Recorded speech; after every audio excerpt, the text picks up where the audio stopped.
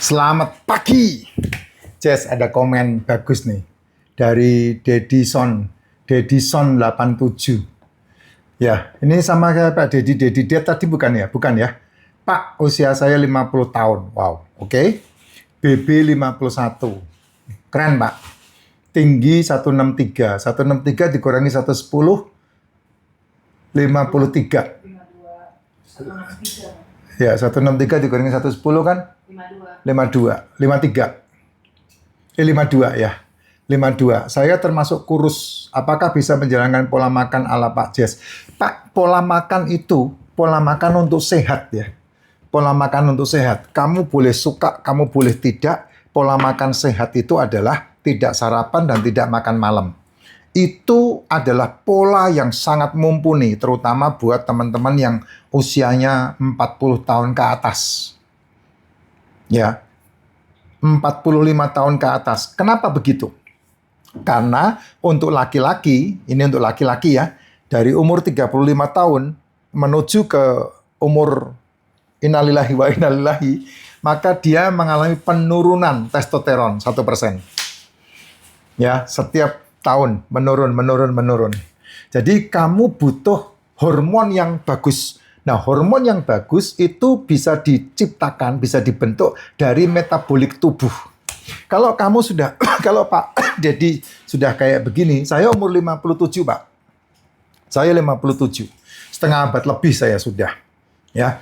Kalau seandainya tidak bermasalah dengan leaky gut, jangan problemkan berat badanmu. Jangan problemkan.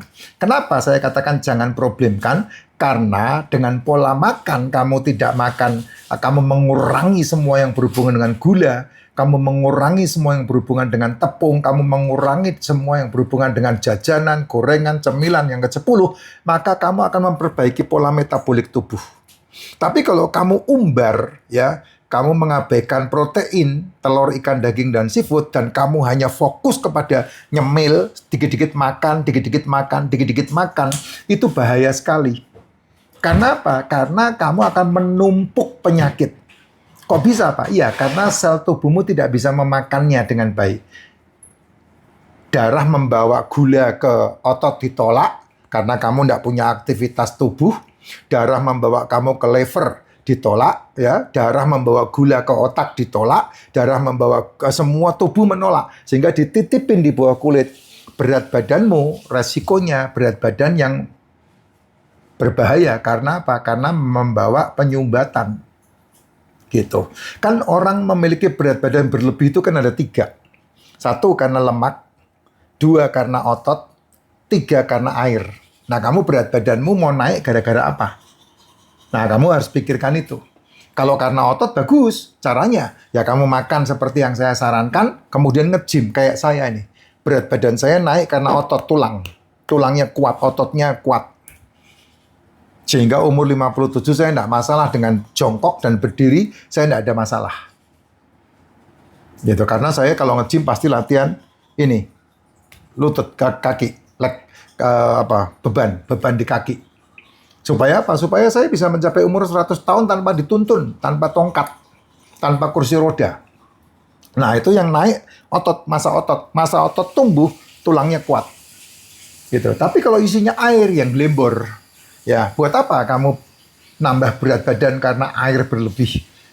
Ya, atau yang ketiga, kamu karena lemak. Ya, kalau kamu karena lemak berarti kamu kebanyakan gula. Gitu. Karena kalau kamu makan lemak itu diserap sama tubuh. Kita makan lemak ya, kita makan gaji, itu makanan sel, itu makanan tubuh kita. Otak ini terutama makanannya lemak. Dia mengambil 30% dari kolesterol yang diciptakan sama liver. Nah, kalau kamu supply dengan lemak, ya bagus banget.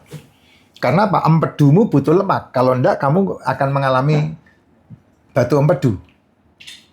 Gitu. Ya, itu dia.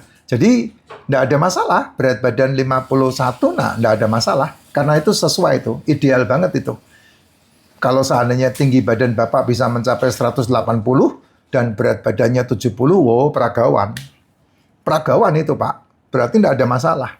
Itu yang betul, yang berat badan seperti itu yang betul, bukan kurus itu. Itu sesuai. Gitu. Kalau saya malah kelebihan 10 kilo. Saya tinggi 180, berat badan saya 80. Nah, itu kelebihan. Kelebihan. Harusnya 70 saya. Ceking. Oh iya, tapi bagus badannya gitu. Ya. Nah, kalau seandainya Bapak mau berat badannya nambah lagi ya, kalau saya sarankan karena mumpung badannya bagus kayak begitu, ya menambah berat badannya adalah nge-gym. Caranya, sebelum nge-gym makan. Atau sesudah nge-gym makan. Itu saran saya. Ya, sesudah nge-gym makan. Nah, kalau pagi nggak sarapan, malam nggak makan, oh itu pola, Pak. Itu pola, jangan ditantang.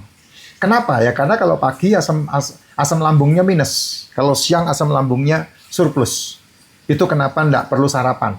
Dan kenapa orang itu kena mah sampai mengalami tukak, sampai mengalami robek lambungnya, bocor lambungnya. Ya karena itu, dia sarapin itu. Dia ganggu asam lambung. Dan cara menyembuhkannya gampang, jangan dikit-dikit makan, biasakan tidak sarapan, tapi minum. Nah, minum yang saya sarankan ya minum racikan macin dong, ya kan? Karena saya tahu racikan macin memberikan nutrisi, ada mikronutrisi di dalamnya, sehingga ketika kamu minum racikan macin, lambungmu tertolong, lambungmu diobati secara alamiah di dalamnya.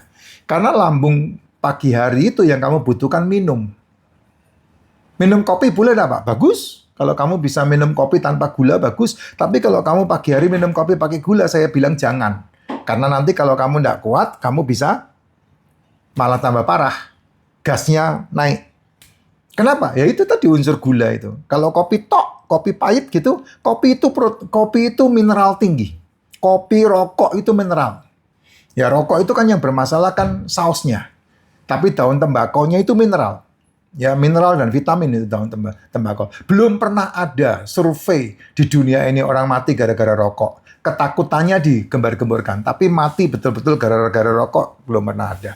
Faktanya kemarin COVID, orang-orang yang merokok selamat semua. Pabrik rokok omsetnya naik 1000%. Itu fakta yang di lapangan seperti itu. Ya, karena dimusuhin aja sama itu instansi-instansi dunia malah. Sehingga rokok dimusuhin gitu. Ya, itu cerita saya, Pak. Jadi gampang banget.